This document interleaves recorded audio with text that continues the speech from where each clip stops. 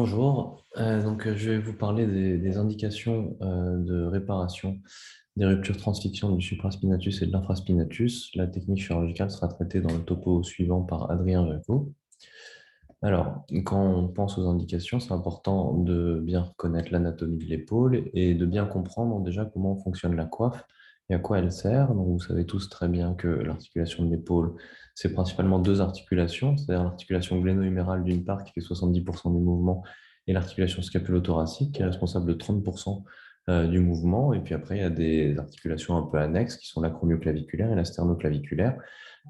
Et sachant que l'articulation sternoclaviculaire n'est pas une vraie, scapulothoracique, pardon, n'est pas une véritable articulation, mais un espace de glissement qu'on appelle sarcose. Il y a 14 muscles qui bougent et qui stabilisent l'épaule, et j'insiste sur le côté stabilité, puisque souvent on parle de la coiffe des rotateurs et on a l'impression que ça sert à faire des rotations, alors c'est sûr, mais ce qui est très important, c'est le fait que ça stabilise l'humérus face à la glène. Et donc, parmi ces 14 muscles qui bougent l'épaule, il y en a 8 qui bougent spécifiquement l'articulation gléno-humérale. Parmi ces 8 muscles, les plus importants sont d'une part le deltoïde et d'autre part la coiffe des rotateurs qui s'y oppose, on va en parler un peu plus tard, et il y a 6 muscles qui s'occupent spécifiquement de l'articulation scapulo-thoracique, et parmi ces 6 muscles, il y en a 2 qui sont plus importants que les autres, qui sont le trapèze d'une part, qui fait la sonnette externe, et le serratus antérieur qui permet à la scapula de rester plaquée sur le grille costal. Comment ça fonctionne? Ça, c'est assez facile à comprendre et c'est très clair. Donc, quand on regarde la coiffe antérieure, donc le sous-scapulaire, si on regarde sur une coupe axiale, on comprend bien que quand le muscle se contracte, eh bien, il va y avoir de la rotation interne et inversement, quand la coiffe postérieure, donc infraspinatus et teres minor se contracte, il va y avoir de la rotation externe. Alors ça, c'est sûr, ça fait de la rotation interne, ça fait de la rotation externe, mais c'est pas tout. Je vous ai dit que ça stabilise l'épaule et c'est très important puisque l'articulation gléno-humérale, c'est une articulation qui est non contrainte, c'est-à-dire que quand le deltoïde va tirer sur l'humérus, eh ben, il n'y a aucune contrainte osseuse qui va s'opposer à l'ascension de la tête humérale. Donc, ce qui va empêcher que la tête ne monte et donc ce qui va empêcher que l'épaule ne puisse pas faire de mouvement inefficace, puisque s'il y a une translation de l'humérus, il va y avoir juste une ascension de l'humérus contre l'acromion et pas un mouvement d'élévation ou d'abduction efficace. Eh bien, ce qui va s'y opposer, c'est la coiffe, avec d'une part le supraspinatus, mais aussi l'ensemble de la coiffe, sous-scapulaire, infraspinatus et ptyron, qui vont donc tirer la tête et la plaquer face à la glène, et ce qui va nous permettre d'avoir un centre de rotation qui est fixe. Et si on a un centre de rotation fixe, eh bien, on peut avoir un mouvement de rotation et donc un mouvement d'abduction et d'élévation. On peut classer les muscles de l'épaule en différentes unités fonctionnelles. Ce n'est pas forcément indispensable, mais ce qui est utile, c'est de voir voilà, ce patient qui essaye de lever le bras à droite et vous voyez qu'il ne peut pas du tout lever le bras, il ne peut pas faire de mouvement d'élévation, de rotation, il ne fait même pas de translation supérieure de l'humérus, parce qu'il n'a même pas de deltoïde. On va le revoir ici, il a une paralysie du plexus brachial, hein, c'est une lésion du plexus brachial traumatique. Et donc, il n'a pas de muscles gléno-huméraux. Les seuls muscles qui se contractent chez lui sont les muscles scapulothoraciques. On voit son trapèze qui se contracte, donc il ne peut pas faire de mouvement efficace.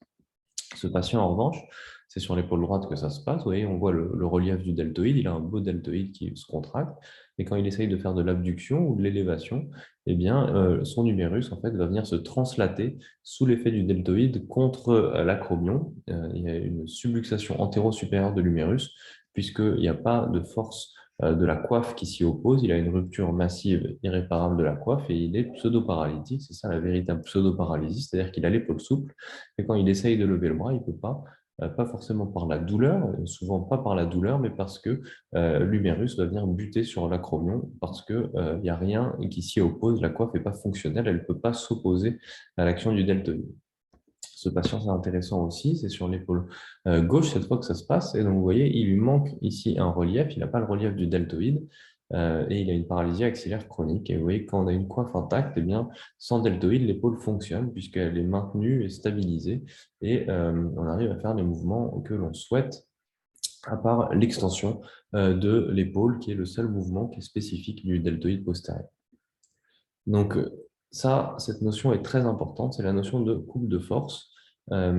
Et c'est Steve Burkhardt qui est le premier à introduire cette notion et il a dit, et il a montré qu'il y avait deux coupes de force dans l'épaule, un coupe de force horizontale entre la coiffe antérieure et la coiffe postérieure, et un coupe de force verticale entre le deltoïde et la coiffe des rotateurs. Et donc, c'est ce couple de force qui permet dans chaque plan d'avoir un centre de rotation fixe et donc d'avoir des rotations efficaces. Donc, dans le plan horizontal, ça va être une rotation interne, externe, et dans le plan vertical, les rotations, ça va être de l'abduction et de l'élévation.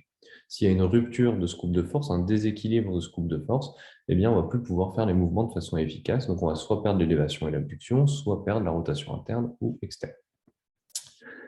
Quand on veut réparer la coiffe des rotateurs, c'est aussi important de savoir comment elle s'insère, puisque on va essayer dans tous les cas de rétablir l'anatomie. Et donc, il y a différentes descriptions anatomiques qui ont été faites selon les auteurs, avec une description récente, un peu modifiée par des Japonais, par Mochizuki, qui ont montré que l'insertion du supraspinatus était en réalité sans doute beaucoup plus petite que ce qu'on pensait. Toujours est-il que cette représentation classique est quand même utile et valable au bloc opératoire, puisque c'est important de savoir l'insertion de ces différents muscles, et donc de voir que l'insertion du sous-scapulaire est très large, et ce sera détaillé un peu plus tard par Laurent Novey-Josserand, et puis de voir que l'insertion du supraspinatus est au ras du cartilage. Donc les ancres que vous allez positionner pour réparer votre supraspinatus, si vous faites un rang médial, vont être au ras du cartilage, alors que pour l'infraspinatus, il y a cette fameuse BRRIA, c'est-à-dire une zone chauve entre le cartilage et l'insertion de l'infraspinatus qui est normale, qui est physiologique et qui est dépourvue de tendons. Et donc si vous mettez des ancres pour réparer un infraspinatus, il ne faudra pas les mettre au ras du cartilage, mais respecter cette zone chauve.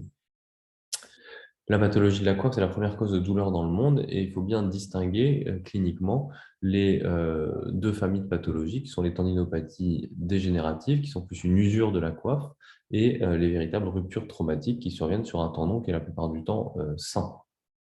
Bien sûr, on peut avoir les deux qui sont intriqués, c'est-à-dire des ruptures aiguës sur une coiffe dégénérative, mais en tout cas en tête, c'est important cliniquement et à l'interrogatoire de distinguer ces deux éléments.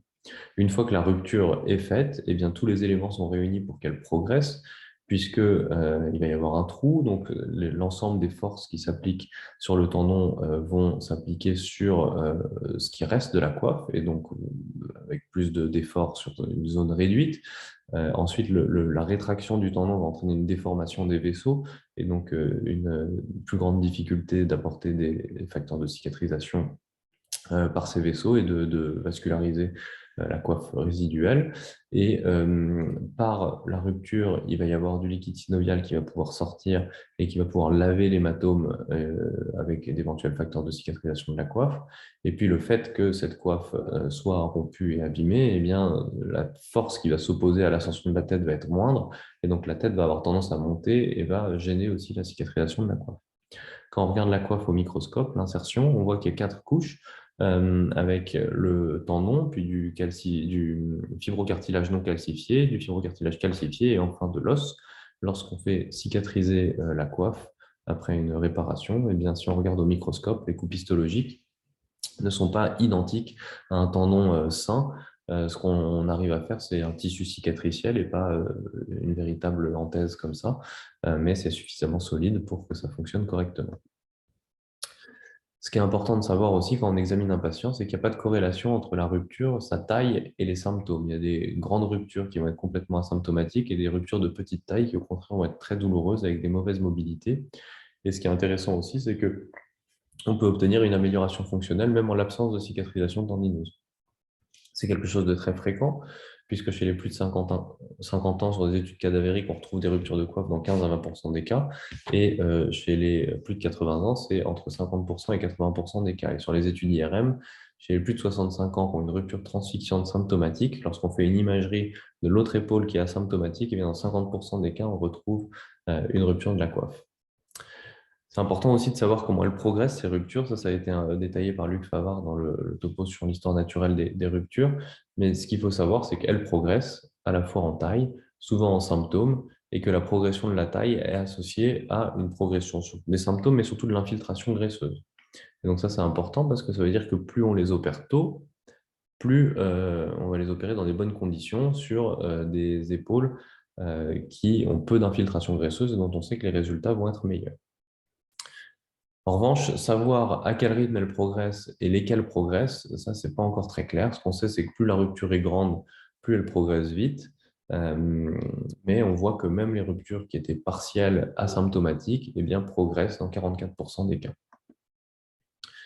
Lorsque vous examinez votre patient, il y a 6 objectifs que vous devez avoir lorsque vous voyez un patient pour une rupture de coiffe.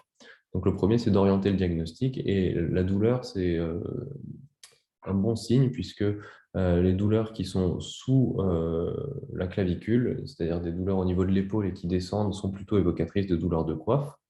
Il va falloir éliminer les autres causes de douleur et puis avec votre examen clinique et les différents tests qui vous ont été détaillés par Luc Favard, vous allez pouvoir mettre en évidence le tendon qui souffre. Il va falloir éliminer une raideur, et ça c'est capital, on va le voir juste après, mais on sait très bien que les résultats de la chirurgie sur une épaule raide sont moins bons, donc ça va être très important de l'éliminer et de la traiter éventuellement. Il va falloir évaluer s'il y a une rupture aiguë chronique ou aiguë surchronique, rechercher des facteurs de risque d'échec de réparation et comprendre les attentes du patient. Donc la raideur, c'est très important de la dépister chez des patients qui sont allongés sur le dos. Il faut s'assurer que la radio est normale, puisqu'il y a des causes de raideur. Hein. L'arthrose, des déformations post-traumatiques peuvent entraîner une raideur. Mais une raideur à radio normale avec une rupture de coiffe, eh bien, c'est important de la dépister avant d'opérer la coiffe. Et pour ça, c'est très important d'examiner les patients sur le dos en bloquant l'articulation scapulo-thoracique pour dépister les raideurs gléno-humérales, aussi bien en élévation passive qu'en rotation externe, coude au corps passive. Et si vos patients sont pas symétriques, il ne faut pas les opérer tout de suite, il faut essayer de les assouplir avec, en arrêtant la kiné qui est souvent douloureuse, éventuellement une infiltration gléno-humérale radio-guidée, et puis de l'autorééducation selon le protocole qui a été décrit par Jean-Pierre Lyotard, qui est très simple avec les exercices que vous voyez ici, qui permettent de récupérer une bonne souplesse de l'épaule. Vous suivez les patients régulièrement, et une fois qu'ils ont récupéré une épaule souple, eh bien, vous pouvez les opérer. L'examen clinique, je ne vais pas le détailler, il a été détaillé par Luc Favard. Ce qui est très important, c'est de faire une imagerie systématiquement. Alors, une imagerie, parfois les patients arrivent avec une échographie simple. L'échographie montre qu'il y a une rupture, c'est un examen de débrouillage, mais c'est insuffisant. Ce qu'il vous faudra systématiquement, c'est une radio. La radio, elle servira à voir s'il n'y a pas de l'arthrose, par exemple, puisque vous avez vu que c'était important dans le cadre d'une raideur. Et parfois, on a des patients qui arrivent avec une IRM, et sur l'IRM, on ne voit pas très bien les ostéophytes, on ne voit pas très bien les signes d'arthrose débutants.